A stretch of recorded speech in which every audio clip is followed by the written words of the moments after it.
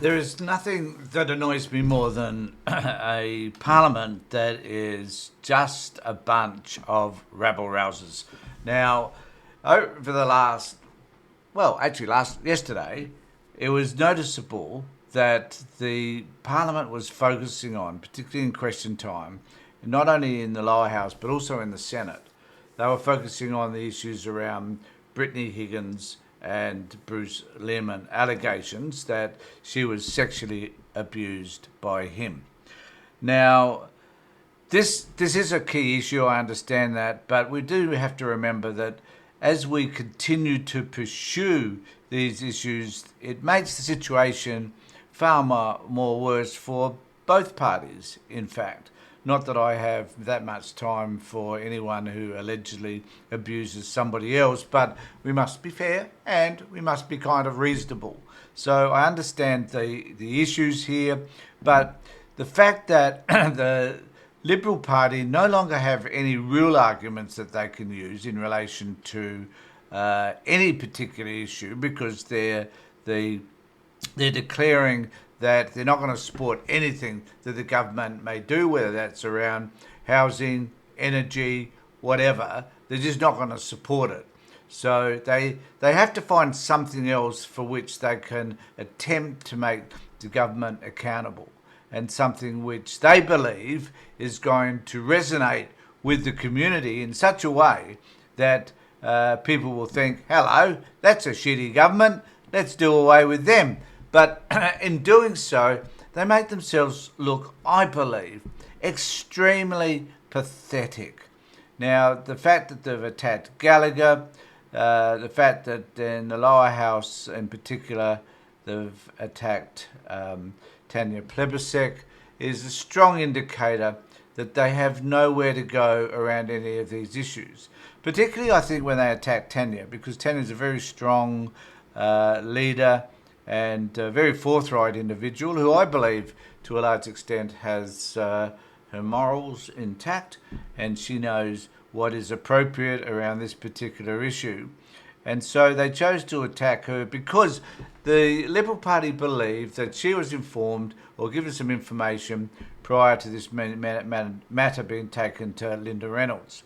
Now, I think personally it's a storm in a teacup, that it has no real great significance to what's happening in Parliament. It hasn't got much significance to you and I, apart from trying to score some cheap points by having a go at Labor Party members of Parliament. Now, where this is going to go, who knows? I think this is a matter that still needs to be sorted out in court. There certainly needs to be an inquiry into the Department of Public Prosecutions in Canberra, that there were, and the police and their involvement in this particular issue. Sure, this all still needs to be sorted out. Get it? But let's not do that in Parliament. Let's do that in the appropriate place. This is a bun fight that we should not be having. It disregards all those parties involved. It re-traumatises people, and I think it's a friggin' mess. So why in the hell, the Liberals, are you doing this? I think it's the only way you've got to be able to make a statement that you're far superior to everybody else, because morally you think that you are, when in actual fact morally it just proves that you're inept. So I've done a clip of a House of Representatives yesterday, and what I've done is I've sped up the conversations between the Speaker and the person asked the question, which is Susan Lee in some cases. But because there were so many, during this attempt to try and get Tanya to admit to having had a conversation with Higgins prior to the allegations being made, in an effort to be able to confront that, they've had heaps and heaps of objections. So there were point of order after point of order in relation to this. So what I've done is I've sped up that bit, which kind of makes it a little bit more fun, and I've given Tanya's take on this. So I'll play that for you. Now, I just suggest that if if you wouldn't mind, just let me know what you think, and please subscribe to my page and my YouTube channel, and also contact me on this particular email address if you wouldn't mind. So I'll just play that. I'll play that for you, and we'll have a discussion as we go through it. So enjoy. Question is to the Minister for the Environment. I refer the Minister to her recent interviews on Channel 7 Sunrise. Was the Minister or her office aware, prior to the 15th of February 2021, of the... I just must say that I find this woman so revolting. But it's a personal opinion, and I could be wrong. Maybe she's the most loveliest person on this planet. However, there is very little indication to suggest so. Allegations aired on the project that night. Give the call to the Minister for the Environment and Water. So this is about allegations that were made on the project, and whether or not she still stands by the things that she had said. Oh. Okay. Thank you, Mr. Speaker. The Leader of the House is seeking the call. Now, I just want you to note, you probably don't hear all the rowdiness because often that's cut out, but there's a lot of discussion, and somewhere through this, one of the Till candidates or an independent gets up twice, two different ones, and objects to what is actually going on here. I'm referring to page 554 and 555 practice, where there are a number of occasions, and we've been through this a lot over the years, and there are many precedents under 6, where if a question is asked about something that goes through a period prior to the whole portfolio, the first question that can only be asked is refer to the quotation about as a and to ask whether that is correct. And that's simply referring to it and asking a question. Certainly, our whole time that never overline. The first question always had to be providing the quotation exactly in line with that person, asking whether that is accurate, and then subsequent questions would come based on the answer that the minister had given, and that's the way it's working all the way through. Order. I'll hear from the manager. So the purpose of this is to give you a sense of the crap that went on before Tanya even gets a chance to ask the question. I wasn't going to bore you with the issues that these two dudes were raising, the Leader of the House and the House Leader in the opposition side. So, not leader, I forgot what it's called. Nevertheless, they're debating as to whether this question is appropriate in the first place, and it's just a frigging waste of time. Now, I have to mention that I didn't label this the children's playground because it is just like a children's playground. It is pathetic. Order. The member for McEwen will not interject. I just want to be clear on this point of practice because, well, the questions that are because as Minister was saying, was going to be asked currently responsible. Whilst the different question around media statements and comments that were made, I want to be clear in the take the question moving forward that Minister can only ask questions about issues around the statement made by 5 ministers made inside the House, about matters of or coming Minister. Questions have been permitted on these statements twice. We just allow Minister to be careful with information performance standards, but also in making it relevant to questions about those statements, not anything before children's statements as Minister. Thank you, Mr. Speaker. I 100% stand by what I said on Monday, and I 100% stand by what I have done at every stage. At every stage. And I tell you what really shocks me about this and what really disappoints me is that once again we are missing the point here. A young woman who worked in this place has made a serious allegation that she was sexually assaulted in her workplace. She's made serious allegations that was not proper. Now, what interests me is that when Tanya starts to speak about the serious allegations that are made, which is really the issue, Susan Lee gets up and must object because she's not answering the question according to what Lee had asked her. And then it just gets into this real bun fight that they have, which I've fast forwarded through. Investigated or dealt with. The Minister will pause. I love the way Tanya gets upset. The member for Newcastle, the Deputy Leader, on a point of order.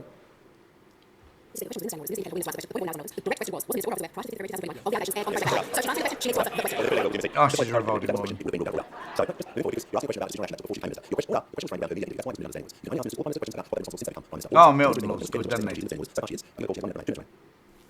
Thank you, Mr Speaker. The Deputy Leader of the Opposition asked me if I stand by what I said on Monday, and I do.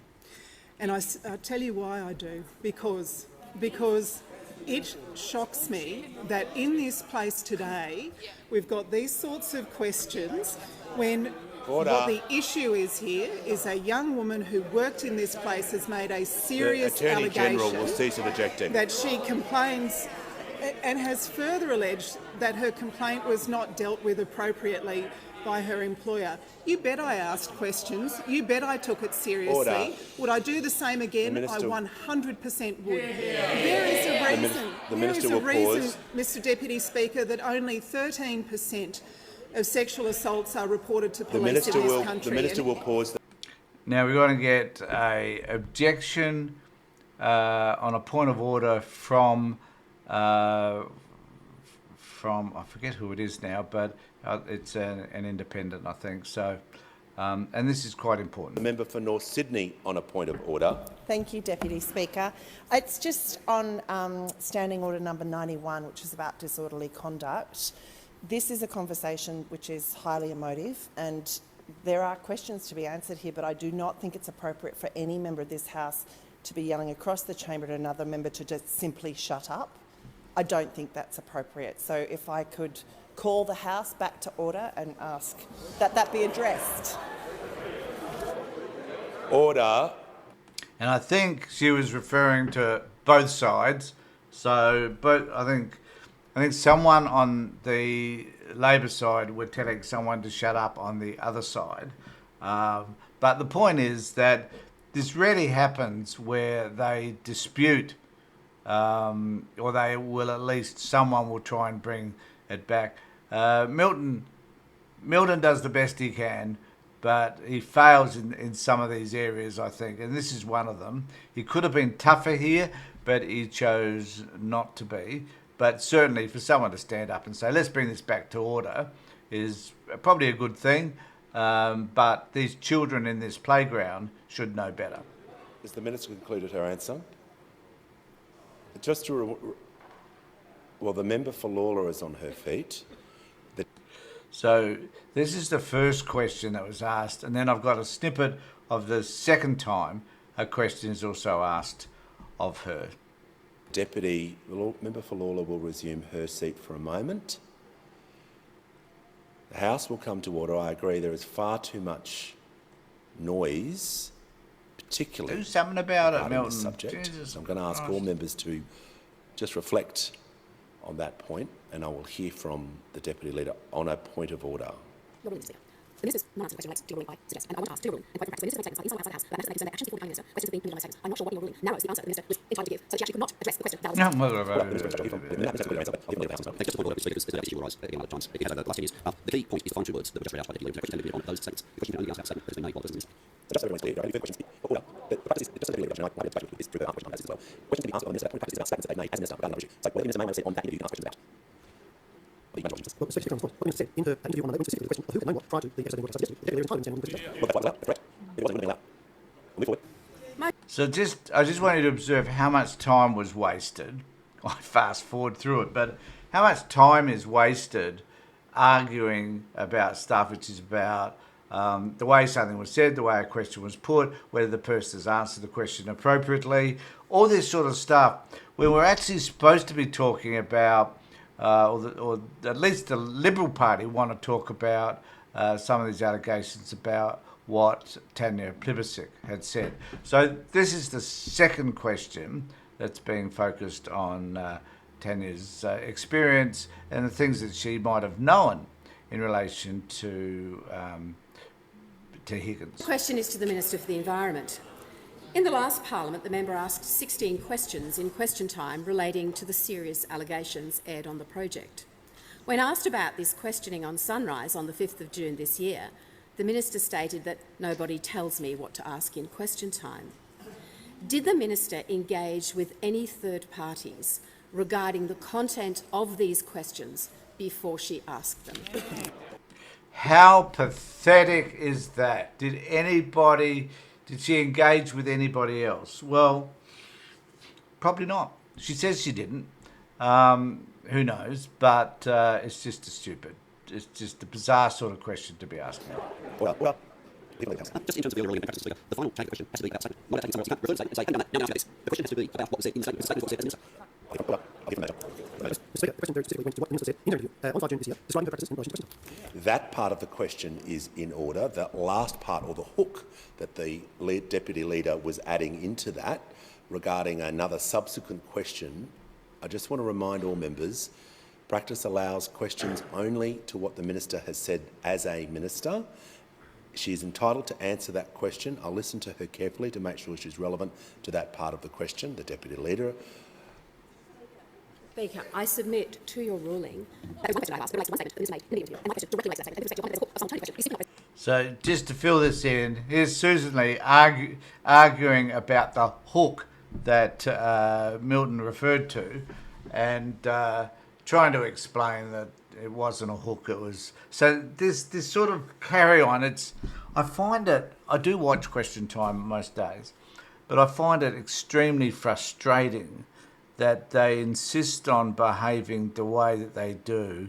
And the point of orders and the objections that you just saw from Burke and from the Liberal Party are just a waste of space, a waste of time. To think that we're paying these people to do this, I think horrifies me. It's a straightforward question about, I don't take question whether she had any engagement with any third parties about the context of the question, and I submit that not two questions, Prime Minister.